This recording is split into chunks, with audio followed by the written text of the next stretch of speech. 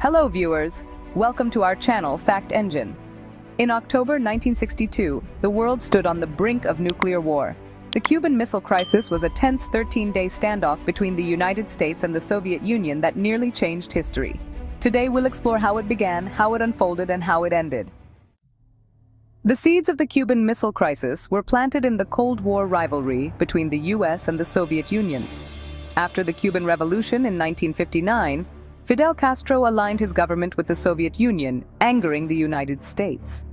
In 1961, the US attempted to overthrow Castro in the failed Bay of Pigs invasion.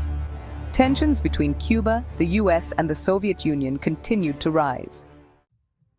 In October 1962, US spy planes flew over Cuba and discovered Soviet nuclear missiles being installed. These missiles could reach most of the US mainland within minutes. President John F. Kennedy was informed, and the world entered one of the most dangerous periods in history. On the 22nd of October, 1962, President Kennedy addressed the nation, announcing that the US would impose a naval blockade, or quarantine, around Cuba to prevent more Soviet missiles from arriving. He demanded that the Soviet Union remove the missiles already in Cuba. For the next several days, the world watched anxiously as Soviet ships carrying missiles headed toward the blockade. The world was at the brink of nuclear war. Behind the scenes, intense negotiations took place. Soviet Premier Nikita Khrushchev and President Kennedy communicated through letters and secret back channels.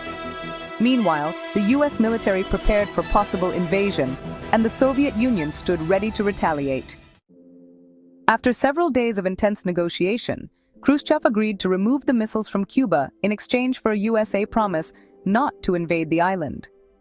Secretly, the USA also agreed to remove its nuclear missiles from Turkey, which were near the Soviet border. On the 28th of October, 1962, the crisis was officially over, and the world breathed a sigh of relief. The Cuban Missile Crisis remains one of the closest calls to nuclear war in history. It led to better communication between the US and the Soviet Union, including the establishment of the famous hotline between Washington and Moscow. The crisis taught the world the importance of diplomacy in the nuclear age, reminding us of the devastating consequences of global conflict. Thank you for watching.